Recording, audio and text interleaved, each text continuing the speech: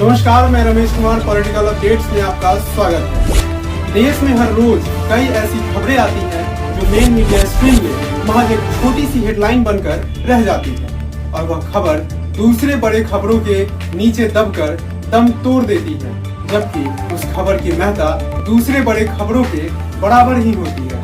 आज हम आपको ऐसी ही एक खबर से अवगत कराने आए हैं और यह खबर धरती की स्वर्ग कहे जाने वाली जगह कश्मीर घाटी से। दक्षिणी कश्मीर के अनंतनाग जिला के लड़कीपोरा इलाके स्थित लोक भवन गाँव के सरपंच अजय पंडित भारती को 8 मई यानी सोमवार की शाम को आतंकवादियों ने उनके घर से करीब 50 मीटर की दूरी पर पीछे से ही गोलियों से भून दिया।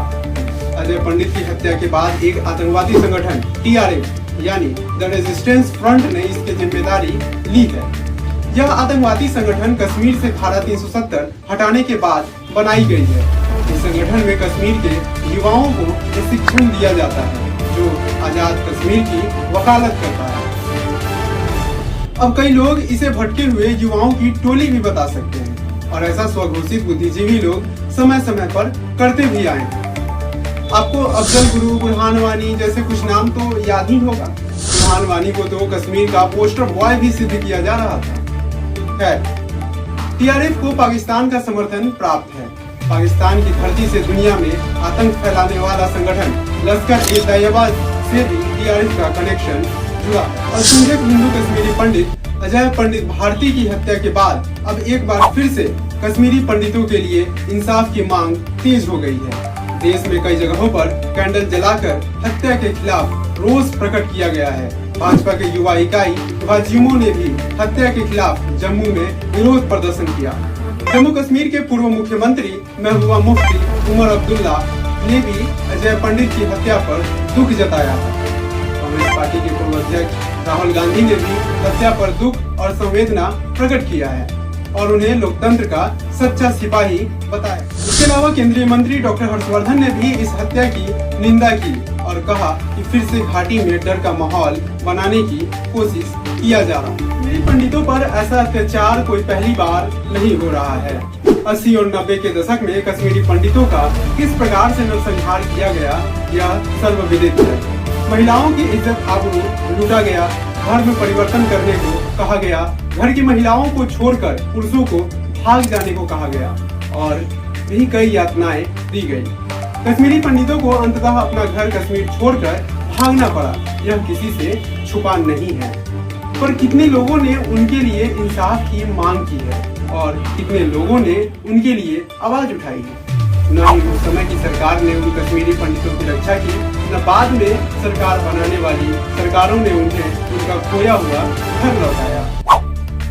आज भी कश्मीरी पंडित विस्थापितों की तरह जीवन यापन कर रहे हैं और दर दर भटकने को मजबूर है। बात ध्यान देने वाली है, कश्मीरी पंडितों ने इसके बाद भी कोई हिंसा नहीं किया, न ही सुरक्षा बलों पर पत्थर बरसाए और न ही बंदूक उठाए, जबकि कुछ कश्मीरी मुस्लिम अक्सर केवल आतंकियों को बचाने के लिए धारा 370 की आड़ में सुरक्षा बलों पर पत्थर बरसाया करता था। कश्मीरी पंडितों की सहनशीलता को उनकी कमजोरी समझ लिया गया है और उनके लिए कोई भी हितकारी कदम अभी तक नहीं उठाया गया।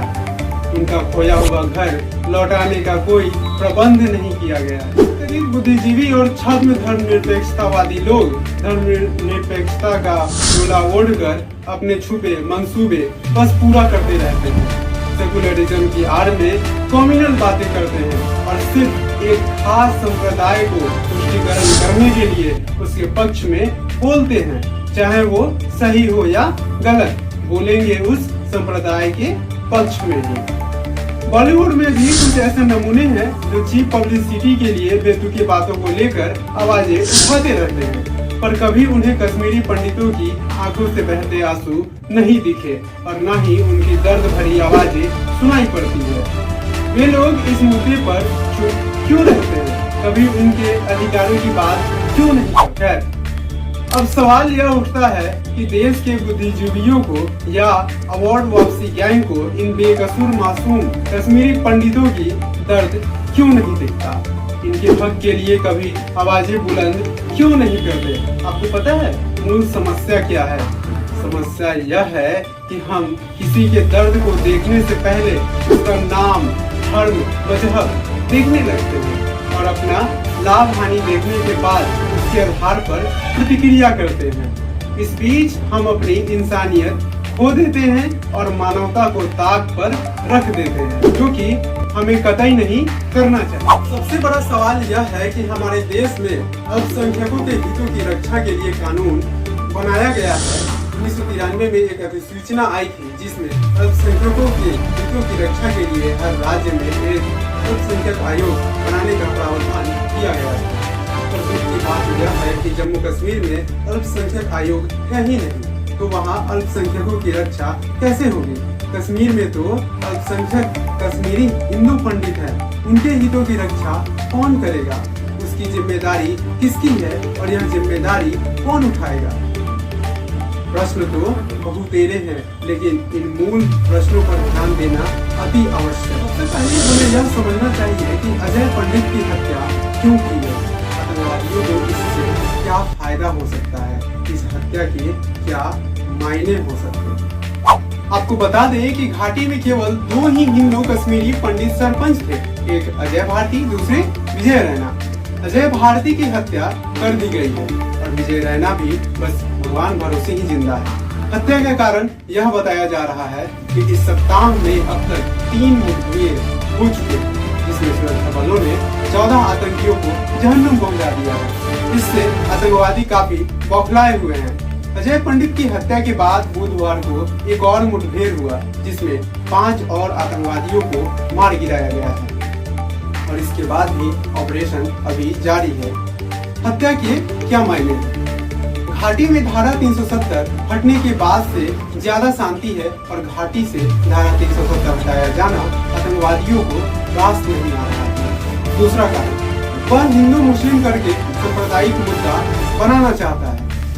तीसरा, घाटी में फिर से अस्थिरता पैदा करना चाहता है। गौरतलब है कि यह कोई पहला मौका नहीं है जब किसी सरपंच की हत्या किया गया हो।